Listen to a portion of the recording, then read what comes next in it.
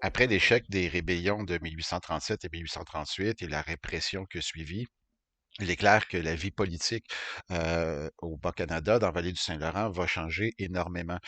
Et cette période de transition, ben, elle va s'effectuer durant ce temps qu'on appelle la période de l'Union, c'est-à-dire qu'on va changer de régime politique, c'est-à-dire que les autorités anglaises vont euh, appliquer les recommandations du rapport Durham et, entre autres, créer une nouvelle forme de gouvernement qu'on va appeler, ben, c'est par l'acte d'union, où on va fusionner le Haut et le Bas Canada.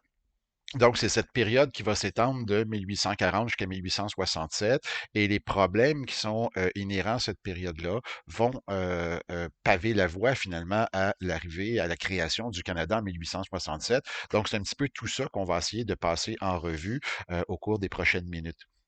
Le premier élément important, bien évidemment, un des objectifs poursuivis par certains des patriotes, tant dans le Haut et dans le Bas-Canada quand ils sont soulevés, un des éléments qu'on recherchait, c'est un gouvernement responsable.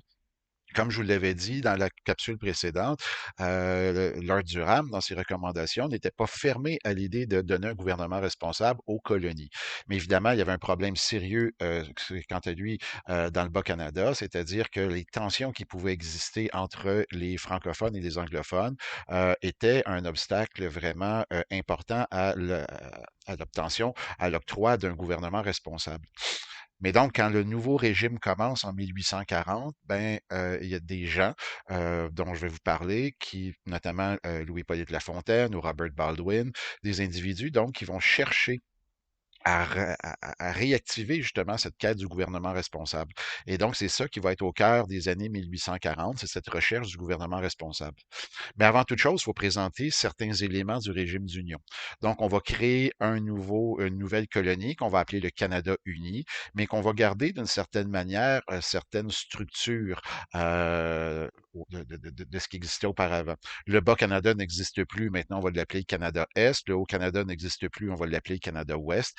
Et qu'on va créer un gouvernement pour ces deux anciennes colonies, un seul gouvernement. Donc, on va regarder un petit peu les dispositions du régime d'union. Donc, une grande colonie, comme je disais, le Canada uni, mais on va accorder exactement le même nombre de députés à chacune des sections. Donc, 42 députés au Canada-Est, 42 députés au Canada-Ouest. Mais là, ici, il y a une situation parfaitement injuste. C'est que, comme il y a 200 000 habitants de plus dans le Bas-Canada, dans le Canada-Est, dans l'ancien Bas-Canada, bien évidemment, on peut constater qu'il y aura une sous-représentation au Parlement.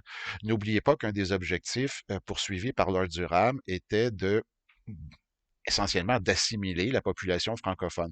Donc, on voulait la mettre en minorité politique et là, on en a un exemple tout à fait flagrant. Le Canada-Ouest est en développement à ce moment-là, donc 200 000 habitants de moins dans le Canada-Ouest. Par conséquent, donc, ils sont surreprésentés.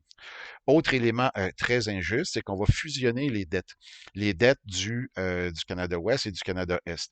Donc, fusion des dettes, et ça, ben, ça veut dire que, ben, en fait, quand on constate que l'ancien Canada-Ouest est 17 fois plus endetté que le Bas-Canada, ben, à ce moment-là, ben, on réalise qu'il y a quelque chose d'injuste. C'est qu'on va demander aux habitants de la vallée du Saint-Laurent d'éponger une grande partie des dettes dues au Canada, donc de ce qui deviendra l'Ontario. Alors, il s'est endetté comment? Ben, c'était en termes d'infrastructure. On pourrait parler de construction de canaux. On s'était lancé dans la construction de routes. On avait amorcé, en tout cas, on avait développé plus rapidement la question du chemin de fer. Donc, le Canada-Ouest s'était doté de structures, d'infrastructures pas mal plus intéressantes que celles du Canada-Est. Et une grande partie de ces infrastructures-là vont être payées par des habitants de la vallée du Saint-Laurent parce qu'on va fusionner les dettes. Le français est évidemment interdit au Parlement du Canada uni. Alors ça, c'est une situation qui va évidemment choquer beaucoup de personnes dans la vallée du Saint-Laurent. Fait à noter que Louis-Hippolyte Lafontaine, lorsque le premier Parlement a commencé à siéger, ben, il s'est levé puis il a fait un long discours uniquement en langue française. Il s'est fait invectiver, il s'est fait insulter, mais pour lui, c'était une question de justice. Il fallait continuer à parler français au Parlement. Fait que ça va être une lutte pendant les années 1840, faire reconnaître les droits de la langue française. Et là, parlant du Parlement, ben, il faut constater que le Parlement s'installe à Montréal, ce qui est tout à fait logique, ce qui est tout à fait normal, parce que rendu à ce moment-là, Montréal est la plus grande ville de toute la colonie et certainement probablement la ville qui a un développement économique plus important. Mais bon, quand on regarde tout ça à la lettre, ben écoutez, c'est clair qu'il y a une situation d'injustice par rapport aux habitants de la vallée du Saint-Laurent, mais ça faisait partie du plan de Lord Durham, ça faisait partie du plan des autorités anglaises de placer, d'affaiblir finalement la population francophone et catholique afin qu'elle s'insère, afin qu'elle s'assimile au monde britannique le plus rapidement possible. Mais ce qu'on va voir, c'est que c'est pas nécessairement ça qui va arriver. La question est de savoir ici comment va réagir la classe politique du Bas-Canada.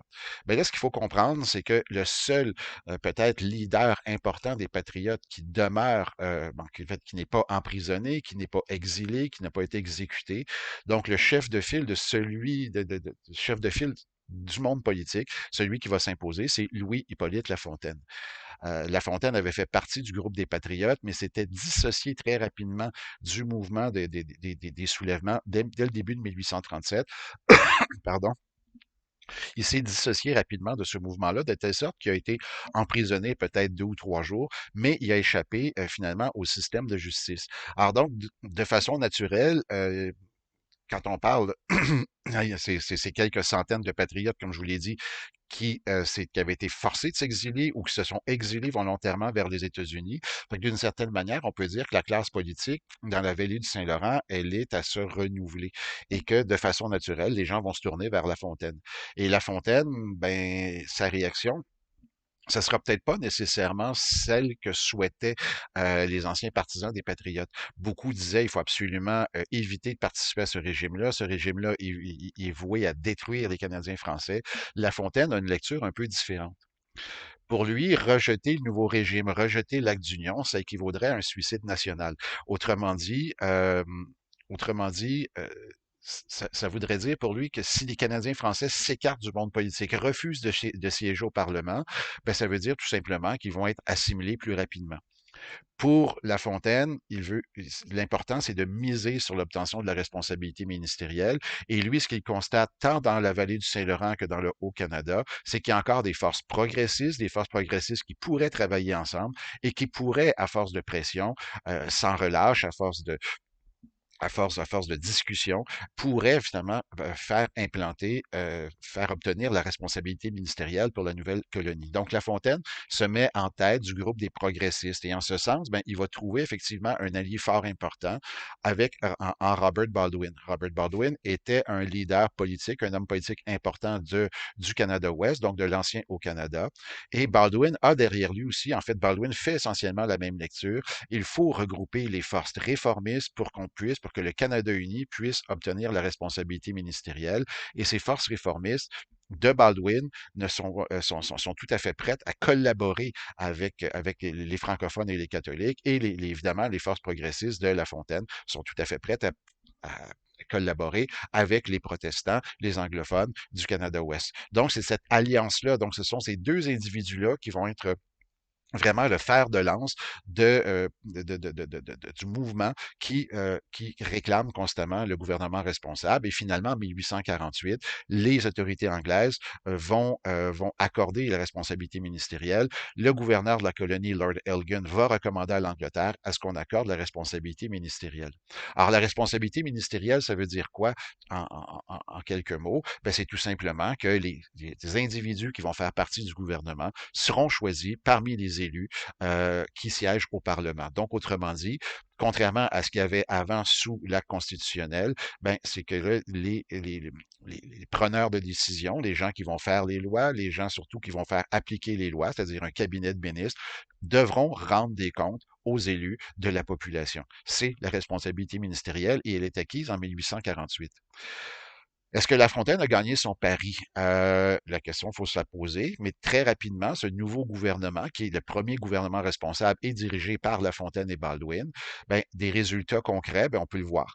Dès 1849, on déclare une amnistie générale pour les chefs patriotes. Ça veut dire quoi? Ben, ça veut dire que les chefs patriotes qui s'étaient exilés aux États-Unis, La Fontaine qui était rendu, par exemple, en France, pourront revenir sans risquer d'être poursuivis en justice. Ils pourront réintégrer, pourront revenir au Canada.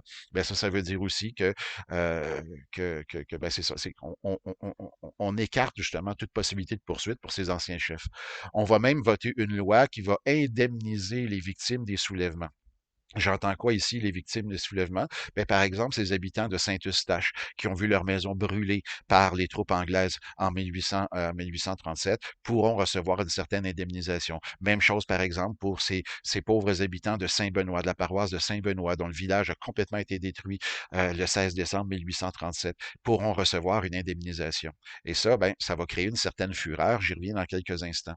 Aussi, résultat, ben, ce nouveau gouvernement responsable va adopter une loi, va adopter une motion, comme quoi on pourra utiliser désormais le français au Parlement. On l'avait fait durant toutes les années 1840, mais c'était d'une certaine manière illégal. Et là, maintenant, on pourra utiliser le français au Parlement. Je vous parlais justement d'une certaine fureur qui a été provoquée particulièrement par l'adoption de la loi sur l'indemnisation des victimes des soulèvements. Et très rapidement, il y a une foule, en fait, très rapidement, il y a une portion assez conservatrice de bourgeois montréalais, essentiellement anglophones, qui sont mécontents et qui craignent que, justement, les francophones prennent trop de place dans ce Parlement-là, prennent trop de place dans ce gouvernement responsable. On trouve que La Fontaine emmène trop large. Eux qui souhaitaient justement l'assimilation des francophones, ben là maintenant, ils réalisent que les francophones sont dans une position de pouvoir.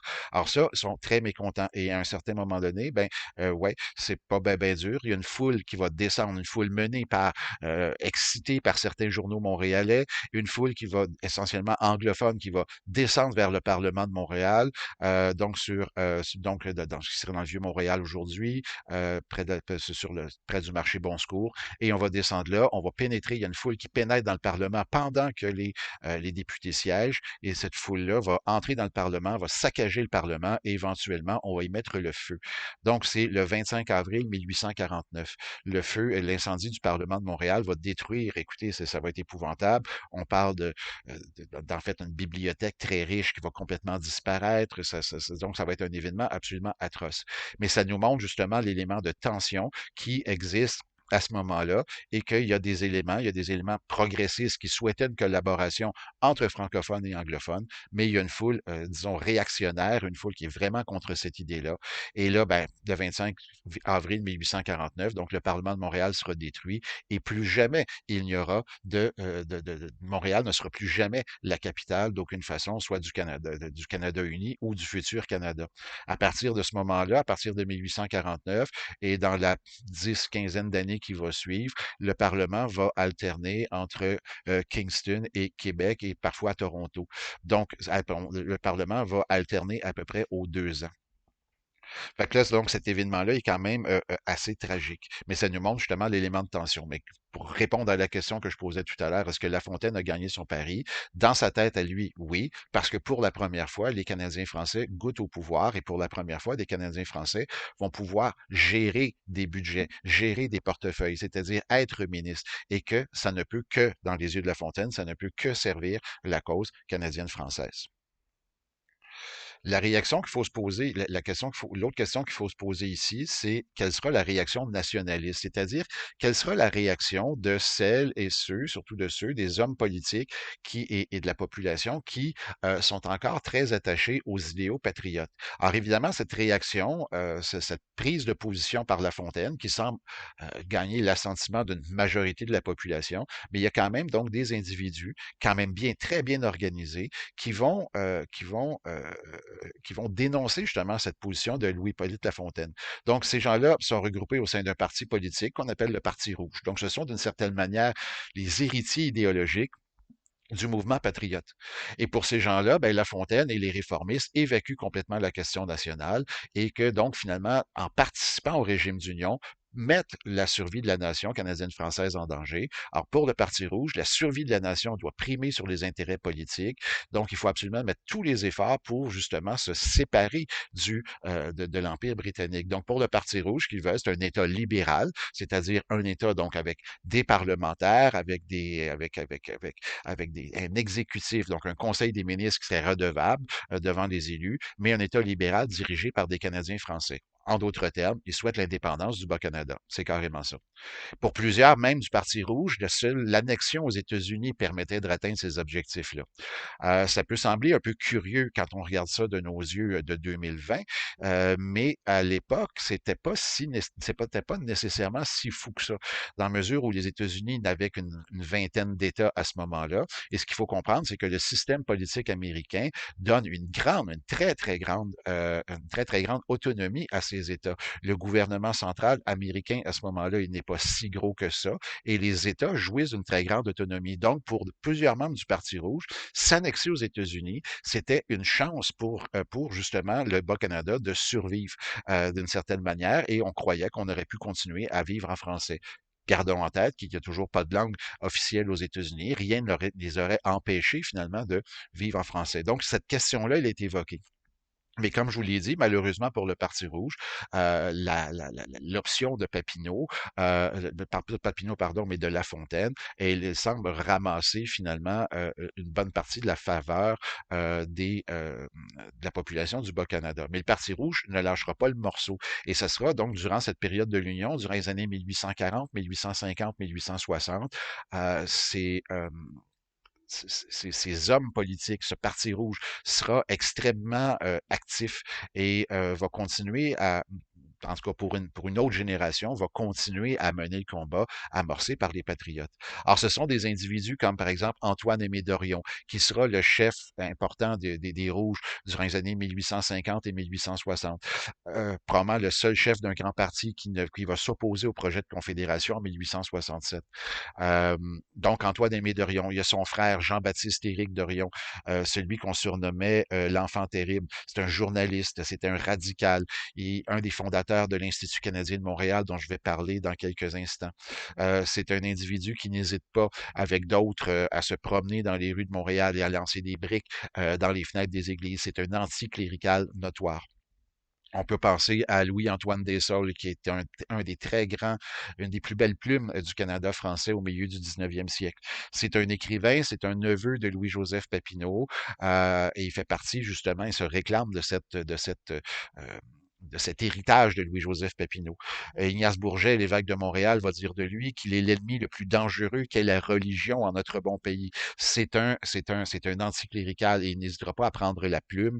Il n'hésitera pas à prendre la plume justement pour dénoncer les agissements de l'Église et qu'il faut absolument séparer l'Église et l'État.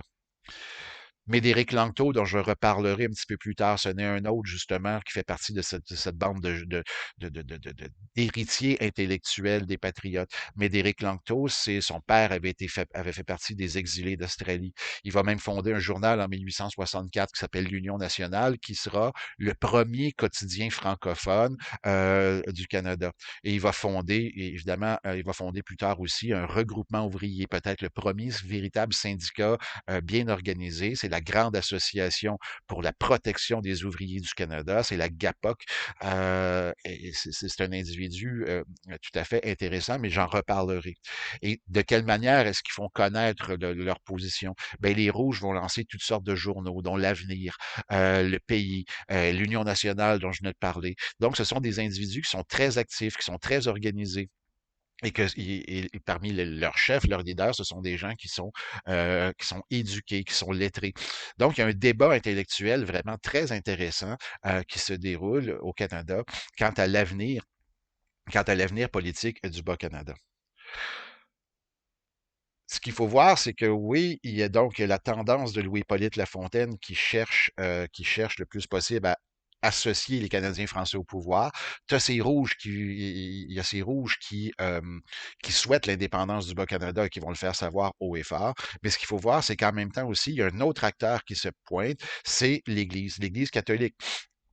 Elle est toujours présente, l'Église catholique. Elle l'a toujours été depuis le régime français. Sauf que là, sauf que l'Église, durant les années 1810, 1820, 1830, avait connu une période creuse. Et que là, avec l'acte d'union, ben, on va assister à une véritable renaissance de l'Église. Et c'est ça qui va ajouter justement à la richesse du débat qu'il y aura au milieu du 19e siècle dans la vallée du Saint-Laurent. Donc, avant 1840, c'est quoi la situation de l'Église? C'est qu'il y avait un seul diocèse, celui de Québec, donc toutes les décisions étaient prises à Québec. Et ça pouvait créer des tensions d'une certaine manière parce que Montréal est en train de devenir la plus grosse ville, mais sur le plan religieux est encore soumise Montréal à la ville de Québec. On note la forte influence des curés dans les paroisses, ça c'est clair. Sauf que ce qu'il faut voir, c'est qu'il y a une baisse véritable des effectifs, comme je disais, durant les années 1810, 1820, 1830. En 1830, on compte un prêtre par 1800 fidèles. C'est pas nécessairement beaucoup. Pourquoi? Ben parce qu'il y a très peu de jeunes. En tout cas, plus on avance dans le temps, il y a de moins en moins de jeunes qui sont intéressés à aller au séminaire et suivre la formation pour devenir prêtre. Il y a une baisse définitive des effectifs. Il y a un vieillissement des effectifs, de telle sorte que ça devient difficile. Et comme l'Église n'a pas une existence nécessairement légale avant 1840, ben, ça devient difficile pour les autorités catholiques d'aller, par exemple, faire du recrutement en Europe pour aller chercher de nouvelles communautés religieuses.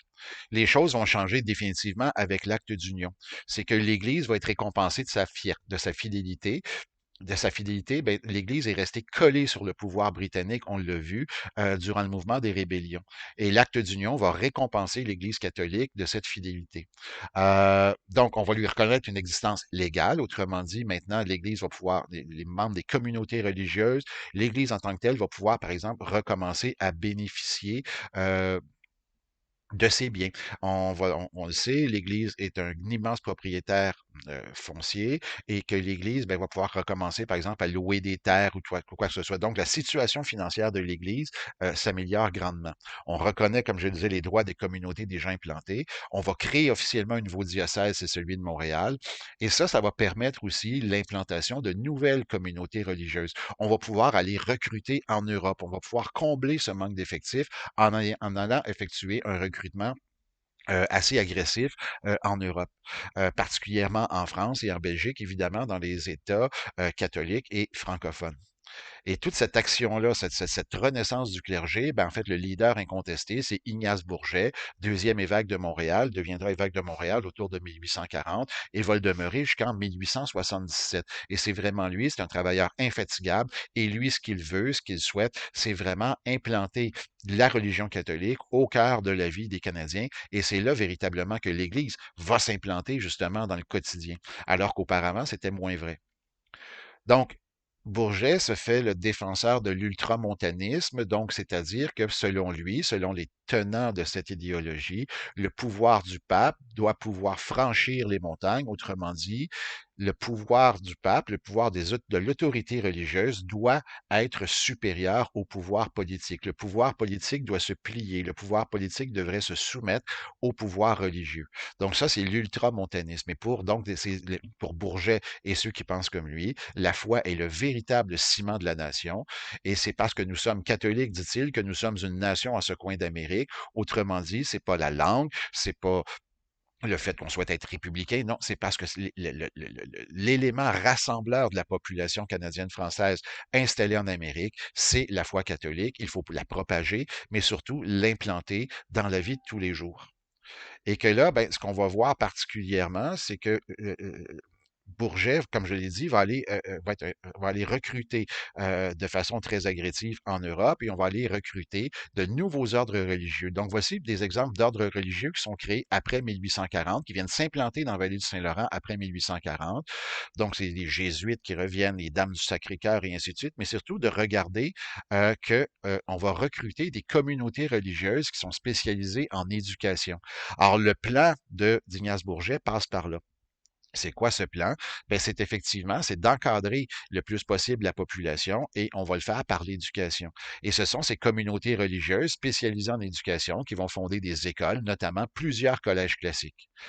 D'autres types de communautés religieuses qu'on va recruter, ce sont des communautés religieuses spécialisées en charité, On pourrait traduire ça par des soins de santé.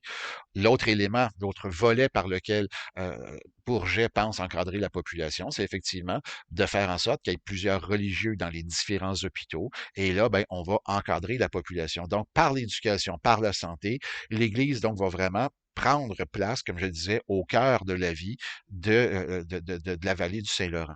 Alors ça, cette réalité-là, si on pense elle a toujours été là, c'est moins vrai au début du 19e siècle, mais c'est vraiment le clergé après 1840, le clergé catholique va vraiment s'implanter dans la vie des Canadiens français, et ce pour au moins les 100 années, le siècle qui va suivre. Et là, ben, comme je disais, par l'éducation, ce qu'on va voir, ben, c'est le développement d'un réseau de collèges classiques, un réseau de collèges classiques qui va commencer à se répandre. Les collèges classiques existent déjà depuis le premier ouvert en 1803. Il y en avait déjà quelques-uns installés ici et là à Montréal et le long du fleuve, mais là, tout d'un coup, après 1840, ils vont se multiplier.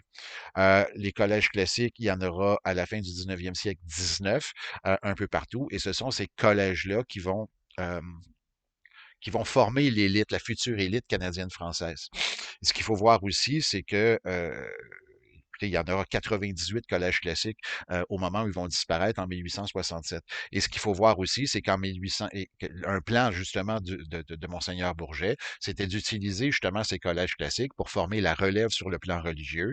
Notons que, si ma mémoire est bonne, vers 1875, c'est au moins, c'est presque les 2 tiers des finissants des collèges classiques qui vont se diriger vers la religion. Donc l'idée, comme je le disais, encadrer la population, utiliser les écoles pour justement faire passer le message de l'Église, mais aussi pour renouveler les effectifs du clergé. Alors, ce cours classique, eh bien, écoutez, ça correspond essentiellement à votre secondaire et à votre cégep. C'est un cours qui se donne sur 7 ou 8 ans, dépendant des orientations. Et là, ben, les jeunes hommes seront encadrés par des membres du clergé. Donc, c'est un cours de 8 ans. Donc, qui correspond, comme je le disais, à peu près à votre secondaire et votre collégial. Donc, secondaire, bien évidemment, on a les éléments, la syntaxe, la méthode, la versification. Et après ça, belles lettres, rhétorique, philosophie 1, philosophie 2. Donc, un cours de 8 ans pendant lesquels, ben, justement, les étudiants vont recevoir justement un enseignement donné essentiellement par des religieux. Donc, évidemment, c'est un enseignement qui va écarter certaines idées. Fait que c'est comme ça que l'Église, justement, va s'implanter, va s'immiscer dans la vie des Canadiens français. Et d'une certaine manière, c'est de cette manière-là que sera mis en échec tout cet héritage intellectuel et cette vision politique qui avait été menée par les patriotes et par les rouges. C'est comme ça que cette orientation-là sera marginalisée. Euh, à partir de ce moment-là, ben, ce qu'on va voir justement, c'est qu'on va voir un affrontement. L'affrontement entre les rouges et le clergé. Ça fait l'affaire, c'est un petit peu, on pourrait se poser la question, Louis-Hippolyte Lafontaine se situe où par rapport à ça? Ben, Lafontaine reconnaît que le clergé a une part très grande dans la vie des Canadiens français, mais en même temps, ben, il reste un peu à l'écart de ce débat-là. Autrement dit, il va faire en sorte que, en fait, il va assister finalement à la mise à mort de ce nationalisme à la mode des patriotes. Il va assister à la mise à mort, donc, de ce nationalisme-là par le clergé. Donc, il y aura un affrontement idéologique, ma foi, assez violent.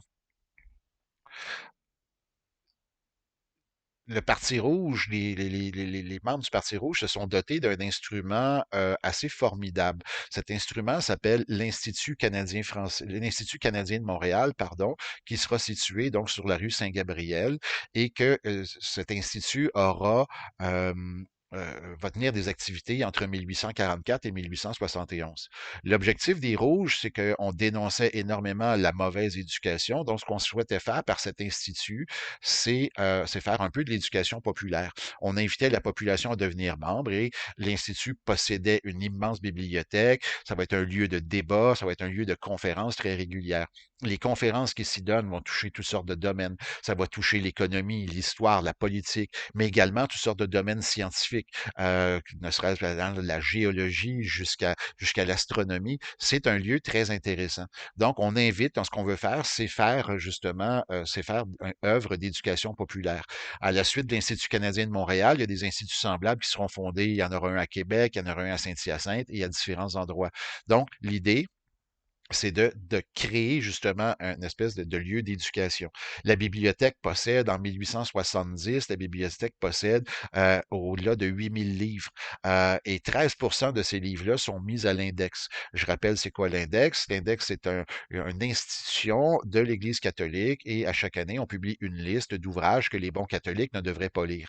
Donc, à l'Institut canadien, ce qu'on veut, c'est faire euh, on se porte à la défense de la liberté intellectuelle. Donc, on va offrir aux lecteurs, offrir aux membres de l'Institut canadien des ouvrages euh, qui sont refusés par l'Église catholique.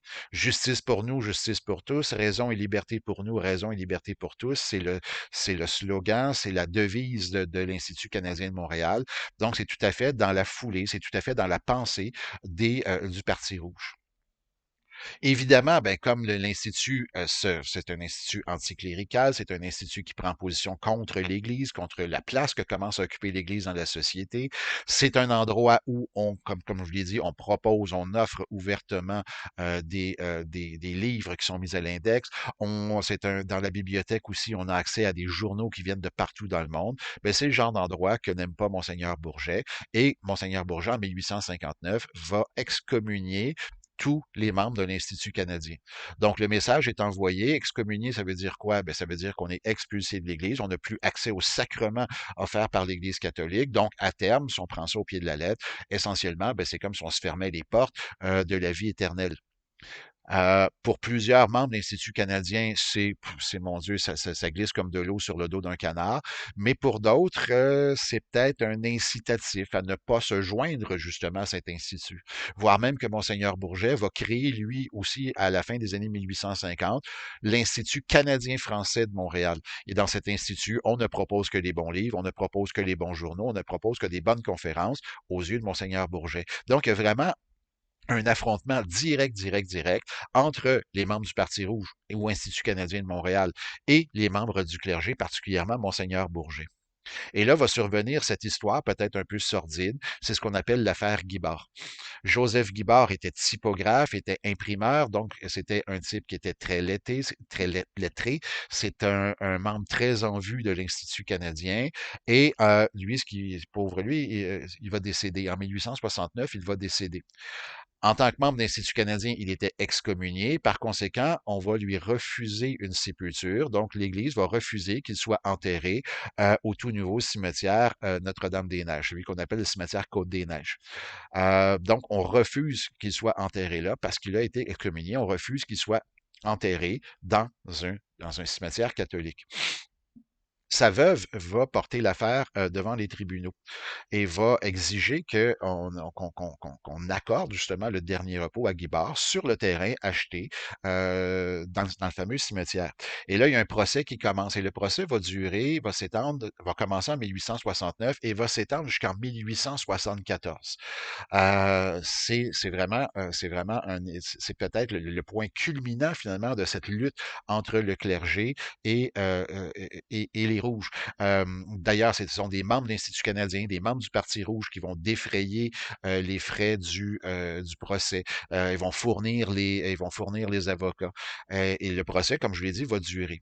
Qu'est-ce qui arrive au pauvre Guibard pendant ce temps-là? Ben, c'est qu'on va le placer dans un cercueil et son cercueil, on va le placer dans un bloc de béton, bloc de ciment qu'on va entreposer temporairement dans un cimetière protestant en attendant l'issue du procès. Alors, ce bloc de béton-là, bien évidemment, ce bloc de ciment-là, ben, ça va permettre justement de conserver et le corps et le cercueil. Éventuellement, en 1874, les tribunaux vont donner raison à la veuve Guibard, c'est-à-dire qu'on va permettre l'inhumation de Joseph Guibard sur le terrain familial dans le cimetière catholique. Donc, ce qui va arriver la journée des funérailles en 1874, ben, c'est qu'il y a une foule montréalaise qui va s'assembler devant les portes du cimetière en question. Et là, c'est vraiment fou de voir qu'en une génération, comment les choses peuvent changer. C'est-à-dire que là, maintenant, excitée peut-être par la presse catholique, ben, cette foule-là va refuser, va empêcher que leur cortège funéraire pénètre à l'intérieur du cimetière. Il va falloir se reprendre le lendemain. Et là, c'est sous escorte policière que le cortège va pouvoir entrer dans le cimetière et on va pouvoir enterrer la dépouille du pauvre Joseph Guibard. Encore aujourd'hui, en fait, ce qu'on avait prévu à l'époque, c'est que, ouais, le clergé catholique va se plier aux demandes des tribunaux, sauf qu'on va exiger que d'abord l'inhumation se fasse à l'écart, vraiment à l'écart des autres pierres, à l'écart dans le cimetière. Et l'Église aussi va refuser qu'on puisse mettre une pierre tombale. Donc, pendant très longtemps, la dépouille de Guibard, en fait, le seul moment, la seule façon d'identifier où est enterré Joseph Guibard, c'était justement de repérer cette pierre plate. Aussi, rajoutons, ça peut peut-être nous apparaître un peu absurde aujourd'hui, mais ajoutons que l'évêque adjoint de Montréal, Monseigneur Fabre, va aller déconsacrer une parcelle de terre. On pourrait rigoler, le 6 pieds de long, 6 pieds de large, 6 pieds de profond. Mais donc, pour l'Église, l'endroit où est enterré Joseph Guibard n'est pas une terre catholique. Donc, aujourd'hui, ben, éventuellement, plus tard, on va mettre une plaque pour rappeler justement tout cet événement-là. Mais pendant longtemps, justement, c'était simplement cette pierre anonyme qui marquait l'endroit où, euh, où est enterré Joseph Guibard. Pourquoi parler de tout ça? Ben, c'est justement, comme je vous l'ai dit, c'est peut-être cette espèce d'affrontement ultime entre le clergé et le Parti rouge. Mais ce qu'on s'aperçoit surtout, c'est que c'est la fin justement des heures de gloire du Parti rouge. L'Institut canadien va commencer à manquer de monde, va commencer à manquer de ressources. Le Parti rouge, rendu au début des années 1870, a essentiellement perdu tous ses combats. Rendu là, ben, le Canada est créé, le Québec, la province de Québec existe. L'option proposée par les Rouges, c'est-à-dire un État libéral dirigé par des Canadiens français, c'est appuyé par de moins en moins de personnes. Et donc, on voit ce courant-là, tranquillement, pas vite, s'étioler, se marginaliser. Dernier élément que je veux voir dans cette capsule, ben là, il faut évoquer justement ce fameux régime d'union, comment il va fonctionner et qu'il y aura certains problèmes qui seront inhérents à ce régime-là.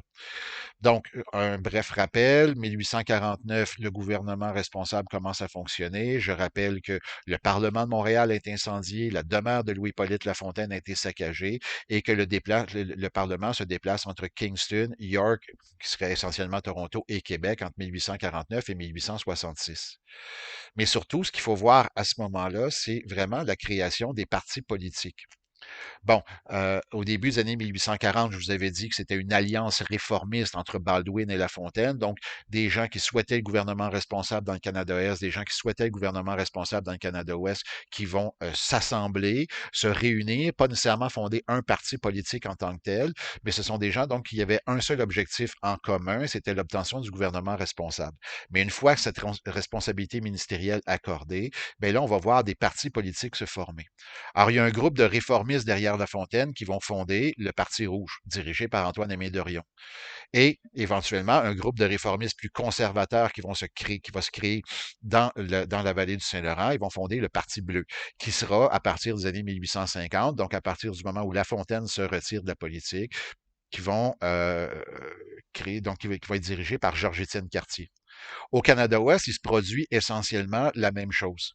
Il y a un mouvement des réformistes dirigés par Baldwin, il y a un parti plus progressiste, donc d'une certaine manière, qui va rejoindre un peu les idées du Parti rouge, des idées plus progressistes, l'État devrait intervenir en éducation et ainsi de suite, et ce parti-là sera dirigé par George Brown.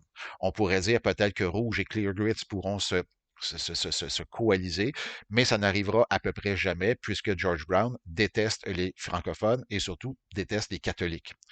Et au Canada-Ouest, donc même phénomène qu'au Canada-Est, il y a un groupe à partir des réformistes de Baldwin, un groupe plus conservateur, qui vont se regrouper, qui vont former un parti qu'on va appeler les Tories, donc un raccourci pour Conservatories, donc les conservateurs, et qui sera dirigé par John MacDonald. Donc, quatre partis politiques qui essaient justement, qui présentent des candidats aux élections, quatre partis politiques qui essaient de prendre le pouvoir. Or, le problème, il est quand même assez intéressant, c'est qu'il n'y a aucun des quatre partis qui présente des candidats dans tous les comtés du Canada-Est et du Canada-Ouest, de telle sorte que les Bleus et les Rouges ne présentent des candidats que dans la vallée du Saint-Laurent. Les Grits et les Tories présentent des candidats essentiellement donc dans cette portion qui deviendra éventuellement l'Ontario. Alors, ce que ça veut dire, ça, c'est qu'il n'y a aucun des partis qui est en mesure de former un gouvernement responsable. Donc, ça va former, donc on aura bel et bien des gouvernements, mais ça sera constamment des gouvernements de coalition. Et donc, on remarquera que, avec ce tableau-là, on remarquera que durant toute la période de l'Union, il y a toujours deux premiers ministres. Un qui, un qui est issu de la vallée du Saint-Laurent et un autre qui vient du Canada-Ouest. Toujours deux gouvernements. Mais comme en même temps aussi, il n'y a aucun des partis qui est en mesure donc de gagner une majorité au Parlement, toujours des gouvernements de coalition, et il y aura une très grande instabilité ministérielle. On le remarque donc. Évidemment, il y a le gouvernement de Baldwin et Lafontaine qui va demeurer là un bout de temps. Inks et Morin, la même chose. Mais à partir de 1854, regardez comment les gouvernements ne durent pas longtemps. Les gouvernements durent parfois quelques semaines. Tout au plus, ils vont demeurer 2 ans. Et que là, il y aura toujours une majorité de députés qui vont faire tomber un gouvernement. Il y aura donc une très grande instabilité ministérielle. Et cette très grande instabilité ministérielle va amener certaines personnes à réfléchir sur la viabilité de ce type de régime-là. Et c'est là que peut-être, en partie à cause de ça, on verra éventuellement plus tard qu'il y aura des problèmes économiques aussi à ça, mais c'est en partie à cause de ce problème-là d'instabilité ministérielle qu'on va